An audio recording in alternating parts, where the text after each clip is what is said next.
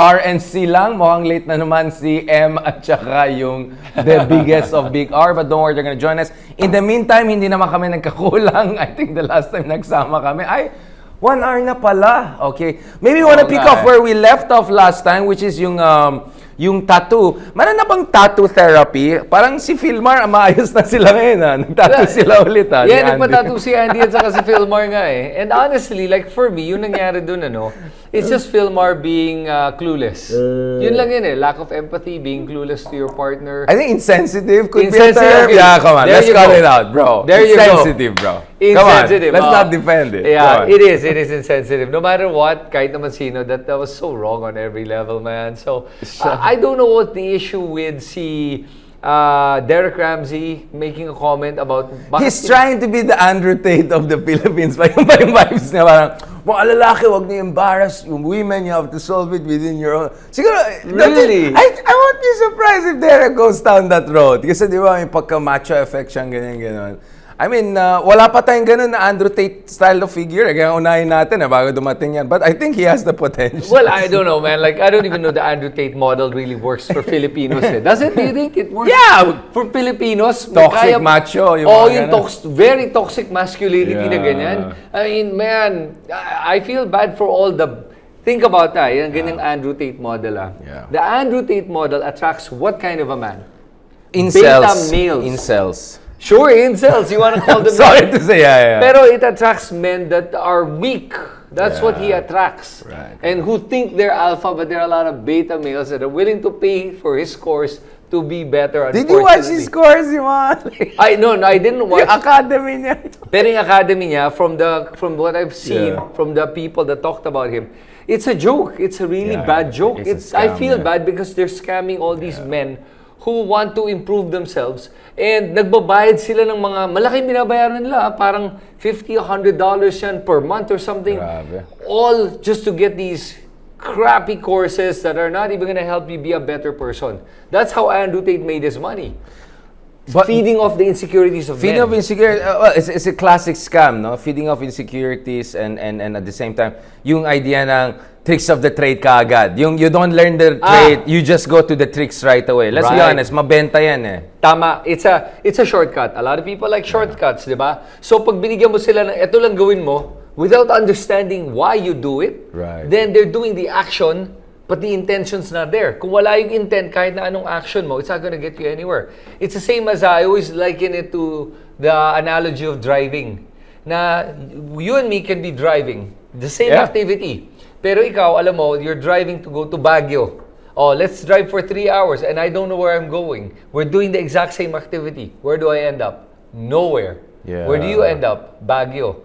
So that's why it's important not just to learn the trick, but to learn the actual trade, like you said. Yeah, and then so you have a sense of direction and all of that. And ako, people were saying, Richard, talagang napaka-Ilocano kuripot mo. Bakit one-man production ka dati? Medyo ngayon nag-level up tayo. Salamat kay RJ and all.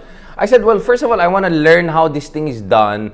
Para later on, when I give instructions, hindi ako mukhang tanga. Kasi nakita yung ibang rich kids, no offense sa mga ibang rich kids, like, okay, mommy will just pay the production and everything. Like, ganun lang.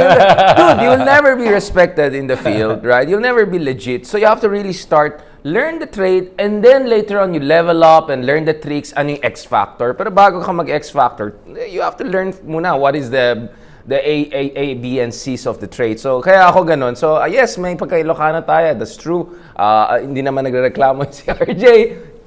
Pero, ang point ko lang is, you have to first learn the things so that you come into the business, whether it's blogging, whether it's media, whatever, with a certain kind of gravitas and credibility and all of that. But I want to go back again to this issue ng, do you think the Filipino man, and obviously this is always generalization. We're not talking about 100%. Right. But tendencies though. Do you think meron tayong pagkakulang sa emotional vocabulary?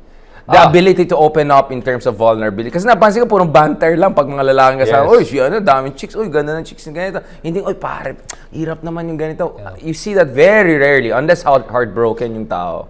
Alam mo, bro, I actually think that is a male trait. That is a masculine trait. And I don't think it's necessarily a bad trait.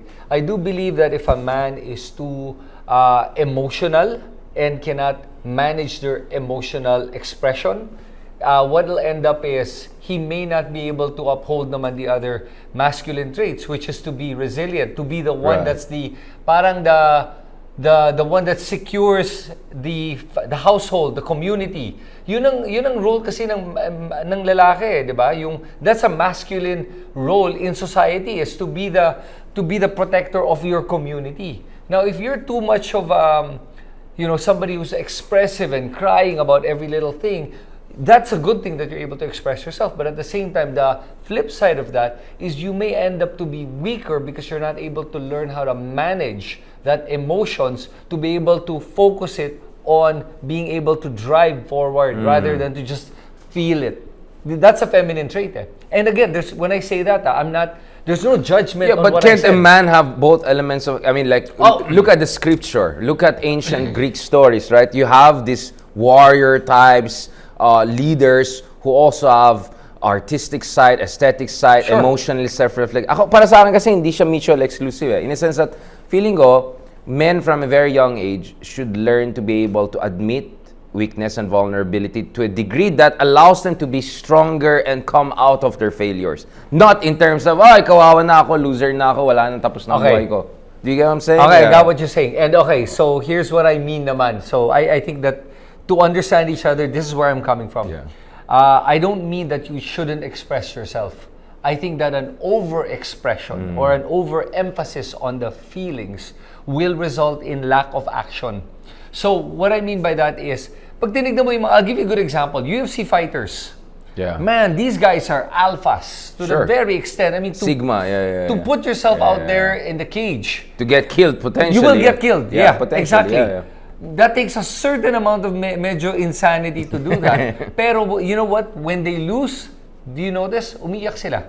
Yeah. They cry. Some of them cry in public. Or even when they win, they cry. Yeah, I mean, ilang beses. Si Style Bender, di ba? When he was able to get back his revenge. So, napayak siya, Pare, there's nothing wrong with crying, and it doesn't mean you're less masculine when you cry. So when I talk about expression, I don't mean it in a way na parang you can't express yourself. You can. And that doesn't take away from your manhood or your masculinity. What I'm saying is, there are a lot of guys that fall into the emotional drama rather than using it to fuel your passion, purpose, and to drive you to be able to be more productive in society. Because I do believe that if you look at the masculine role, it is to drive society forward more than anything. Women are the nurturing type. They're the ones that's why in their nature, pag nag-uusap ang mga babae, they're very caring and they're very and you can use that. A man needs that kind of support. Right? So when you're feeling down, there's your woman to be able to give you that. That's how you guys complement each other. That's what I'm saying. And the problem now with Western society is, parang ngayon, they look down on the idea that women are just there to nurture. No, women can also be leaders. I'm not saying they can't. Why do you even look at it that way? Na parang either or. Na parang because they're not a leader, that means they're weaker. Who's saying that? Nobody's saying that. Except the people that are trying to perpetuate the idea that if a woman is not a CEO, they're less of a woman. Hell no. That makes them as equal and more of a woman, if you think about it, and equal to their partner that's a guy. I hope I don't get canceled. I'm really impressed with women who have been able to do it all at the same time. They're theoretical physicists at the cutting edge of NASA research who were able to be also a mom of 3 kids. Oh yeah. Through their periods of oh my God, how did you pull that off? Right? Yeah. I'm thinking even as a man, we don't have to go through the labor and all of that. If I had kids in my 20s or how was I gonna build up everything I've done? So sobrang believable. Yung mga people who end up as CEO eventually while building the family and all. So I just felt medyo false binary na you have to choose career over family and all of that. Even though you and I are not necessarily the best examples of that because it looks like so far our choices in life. So we're trying to be as outsider to this discussion as possible. So, but I want to go back to this. When I mean emotional vocabulary, it's not yung parang drama, tas paawa effect. More like the ability to be honest. Okay, kunyari, trauma happened in my family. Dad went this, mom went this, and you can work it out, you can talk it out, parang with a coach. Parang coach, right. Coach is that you do coaching, you talk it out. That's the emotional vocabulary, and then from there you level up. Kasi ang feeling ko lang, marami sa mga kalalakihan, especially young men, and there's lots of studies, not yet in the Philippines, but in other countries that titignan mo yung mga communities na marginalized communities. Yes. A lot of young men get into crime and drugs because they're just trying to escape the trauma. Yes. While actually the girls in those families are the one who end up becoming someone like Michelle Obama, right? Yes. So you have more cases of women in disadvantaged communities making it up than men, because the argument is that first of all, women grow faster, yung brain nila, emotionally and all, and then at the same time, culturally speaking, they're given more tools to process yung trauma and difficulties move forward, while yung mga men hindi ganon. Kaya yung Kuya Talks ko is, I felt it's coming from a place whereby we have to make it comfortable. You can be alpha and at the same time show emotional vulnerability to a degree just to work it to go to the next level. Right. Okay, so I think nagkakaintindihan na tayo. I think we're using different words, but I think we're at the same level, right? Yeah. I think definitely pareho yung pinag-uusapan natin. It's just on maybe a different degree of where it's coming from. Now, one thing that I wanted to add, especially in the Philippines, one of the main problems we have, and this is the reason why there are a lot of men that don't know how to act like men anymore, is because marami tayong single-parent households. And 95, if I'm not mistaken, 95 to 19, baka as much as 99% of those single parents are women, are the mothers. So you've got all these boys that are growing up fatherless or without a father figure or a male role model. And there's a lot of them. And mind you, I say that without trying to belittle anybody, because honestly, I have a lot of respect for single moms to be able to do that. Like you said, nagtatrabaho, pinapalaki yung kanilang anak to be able to be both the masculine and the feminine in one household. That takes a lot. That takes a lot of effort and a lot of energy. So, ang message ko dito is for a lot of the guys that are in that situation and you want to level up, you want to be more of the masculine man, the man that takes care of your mom, you takes care of your community, your neighborhood, then you need to look for and find a good role model that you can attach to. Problem is, most men kasi don't know where that is. So what do they end up? They start attaching themselves to mga Andrew Tates. Kasi they think that that's what a male is. Especially in the States. A lot of these men are attaching themselves to mga Andrew Tate, Jordan Peterson, Floyd Mayweather, yung mga this is the bling Floyd Mayweather. Yeah, so I'm referring to the money. Alam ko Jake Paul brothers. Jake Paul. It's about how they express themselves as I'm the man and look at me, money and material things, and this is how it is to be a man. It's not. Bro, if you want to be a man, you got to learn how to take care of family, community, the ones around you, and take care of yourself. That's how you become a man. It starts with you. Being able to take care of yourself, being self-sufficient. That is the best way to gain confidence. Self-sufficiency. After that, then your immediate family, and then your community. And then you go further out. That's how you do it. Kaya tingin ko, dami natin problema sa mundo ngayon all the mass shootings, all the dysfunctions, of society, it's exploding into the surface. It's because of the weak man. Yun. And that argument of the weak man is what actually shows you bakit nagkakaroon nitong strong man countries right now. The elections of all these strong men is because of all the weak men electing them. It's passing on the buck. I'm not responsible enough. I don't know what to do. I'd rather he deal with all the problems. He's the one who's going to be my mouthpiece. Thus, you've got the Donald Trumps and all the other. And I want to talk about the other ones. I think Donald Trump is really a legit, New York boy, gangster and all. Andrew Tate, for everything against that, is the guy had martial arts background, etc. But the one that interests me are all of these dorkies who are cosplaying as strongman now, like Elon Musk. Nag-TRT na yata ngayon si Mark Zuckerberg, putting chain, building beard. Jeff Bezos, building muscle. These were like dorkies back in the day. These were the guys who were bullied in school. These were guys. So parang feeling ko nag-overcompensate sila ngayon. And just look at how Elon is just jump. It's embarrassing, but he doesn't care. He's the richest man and the real alpha sigma guy. Trump loves him and. So, parang revenge of the nerds ang nangyari dito I mean, that's how I see it. So you can disagree with me on that. I'm going to disagree with this one because, see, now you've taken somebody who probably started as a beta man and now you've made fun of him for improving themselves to be more of an alpha. Diba? Think about what you just did. That's my problem.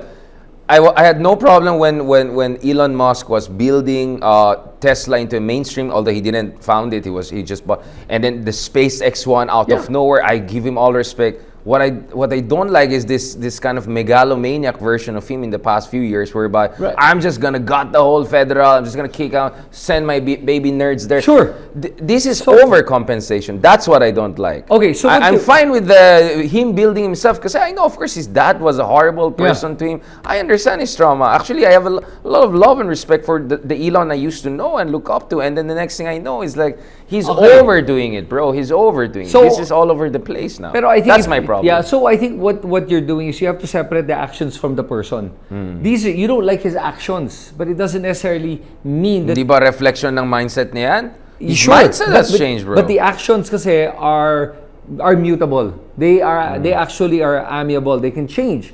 Malleable, but compared to the person's hardlined. This is how you are. This is your core values. This is an expression of his core values. What I'm saying is, you can't hate the person for the actions. You can hate the actions.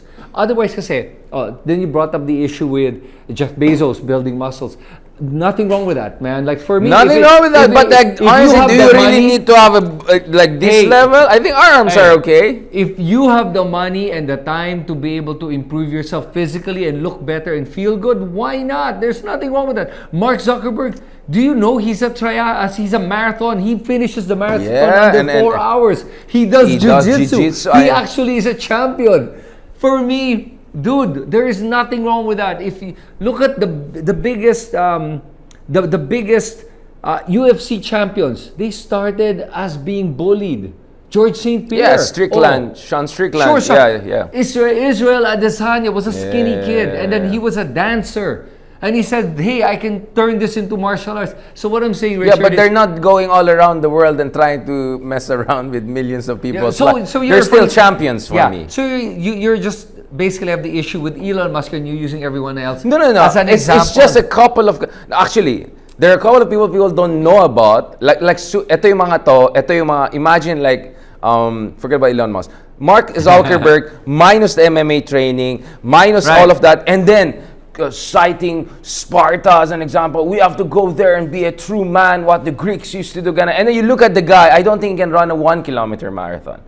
These are the people you don't know, but I can mention them later on. So there are a couple of other people. So I use lang itong mga names na to because sila yung more known. Yes. But actually, they're part of a bigger ecosystem of tech bros. Yep. A lot of them, in fairness to you, a lot of them are not the type of, parang, another thing I like about Mark Zuckerberg now, for instance, is that he has a new business about parang ranch siya to rear the best possible beef and meat. Yeah. Again, going back to health, for me, if you can find that perfect steak, you can really be. So I'm all for that. I'm all for the SpaceX and pushing the envelope. Ang point ko lang is, I think there's a lot of law of compensation dynamic going on there. I think there's a lot of cosplaying going on there, and I think these guys, for everything they bring to the table, actually they're just tip of the iceberg, and there are a lot of really insecure, traumatized folks out there who suddenly have billions of dollars at their disposal. They have the ears of Donald Trump, and they're just effing around with the lives of millions of people who have been working in bureaucracy.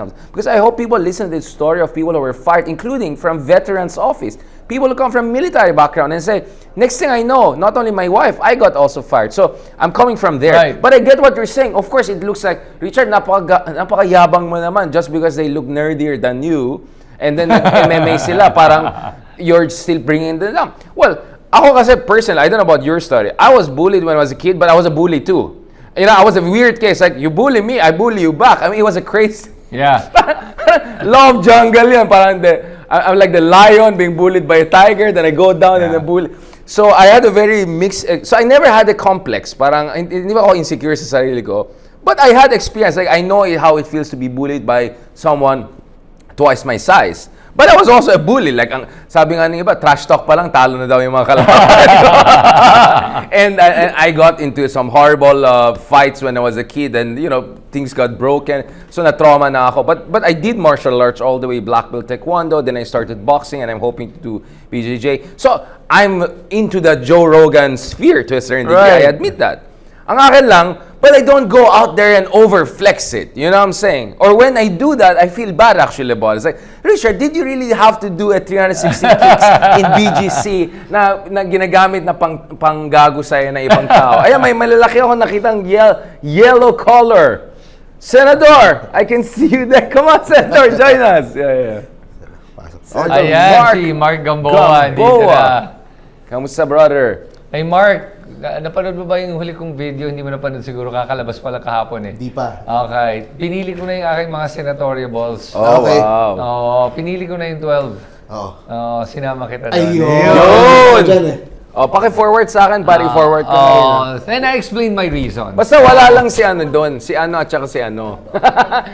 Well, I don't think everyone agrees with my Ito. choices. And, naman. But the good thing was, what was interesting... Well, we agree on this choice. At least, diba? yeah. Pero what was interesting sa akin is kahit na hindi naman lahat nag-agree sa choice ko is, generally, if I read as much comment as I can, respectful lahat naman na, okay, yun ang pinili mo, ito yung akin. Okay, sabi ko, listen, for me, everyone has the right to choose who they want and hindi talaga ako magkaka-issue with you. Basta lang, siguro wag lang yung medyo talagang stupid. May mga iba kasi talagang nagtataka ka, ba't nila binoboto? Pero, again, naintindihan ko naman yung mga karamihan ng botante natin, how they vote eh. So, no issue. People that say to me, they're voting bongo, naintindihan ko why eh. You know when they say, bakit? The reason is always the malasakit center. That's what they always say. Sabi ko, okay, hey, listen, I understand.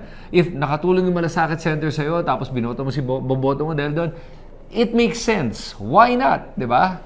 And he has been very careful not to say anything much, right? Tahimik siya eh. So, strategic communications is like flawless, right? Yeah. To the point na nagalit si Basta sa kanya last year. Akala ko kaibigan ka, ba't di ka nagsasalita ngayon? And then, konting pumitik siya, tapos tahimik na naman siya ulit. He's very good in playing this shadow game. Yes. So, he's a shadowy figure and that's helping him a lot. I wanna ask him something. Bro, so, are you optimistic na yung, ayan na si Lord Tornaga, dito po kayo. Optimistic ka ba, Mark, na yung sinabi ni, kamusta po, sir? Ayan na, war room na talaga. Naka-Zelensky ka. Ito, Mark, tanong kita. Maybe let's get a little bit more cozy here. Ayan, para sausage party talaga. No. I wanted to ask. Sabi nga ni Digong, hindi ko alam, 15 papatayin niya na sitting senator or candidates, dami nagda-drop out. Sa tingin mo ba, malapit na umakyat lahat? Kasi marami. Kung ako nga tatanungin, kung makakausap ko si Digong, sabihin ko, gawin niya 30. Ayan tayo! Para makapasok ako. Ayan tayo. Sabihin ko, tatay, don't be selfish. Oo, tatay. Idamay mo na ako, 30 na, para makapasok ako. Tsaka tatay, don't be too conservative. Baka renta lang ba? Hindi ko renta. Ay, grabe naman. Sa Okta naman, ano siya, tied siya from 27 to ano, di ba? So, okay naman. But Mark, kamusta? How is the campaign so far? Talagang yellow ka. Naunahan mo pa sa Bamakino eh. Anniversary eh. Today? 22 Yes, hanggang. Ayun. wow. Hindi na, may misa sa Edcha Shrine. Ayan. Oo, nandun sila Drilon, sila Kiko D. Oh, wow. Lahat kanina. No? Sa labas ako dahil medyo baka magbago yung klima pag pumasok ako sa Bakit? Ano ka na? Radioactive ka na ba, sir? Natikitan ako ng isang agnostic katulad ni Richard. Ayan tayo eh. O, hindi ako agnostic ha. Hindi magpaliwanag ka. Purple lang. Purple lang. Sir Ronald, so essentially that was your excuse for being late. So we appreciate that you dropping by us mortals. Sir Ronald, so eto na. So I think we have no less than Trillanes last night confirming to us na tapos na talaga yung momentum ng pababa ng numbers ng mga DDS. We saw that also in the Okta survey, also in the Magdalo survey. Is this press the bottom moment, press the panic bottom moment, or this is just a snapshot of a slight reversal that could be reversed yet again, Sir Ronald? Can you see me panicking? There Last week, go. you were panicking last week. Last month, nagmumura ka na sa audio ko. Paki-replay. Alam mo naman sa mga surveys, it's a moment in time. Snapshot. Yes. Nung panahon na yan, ano ba nangyari? Halimbawa, yung survey period, basically, na-cover niyan, yung December tsaka yung January, na ang prominent ay yung GAA. Yung budget na dinedepensahan ni Richard, no? Yun yung yung moment na yan. Kaya ang gulpi diyan yung gobyerno. Tapos nabago yung narrative from the Duterte na nakasandal sa corner early November, no? Dahil sila. Kaya nagbago. Kaya nga medyo umangat ng konti, yung pinakamalaki ang ginastos sa pre-campaign periods.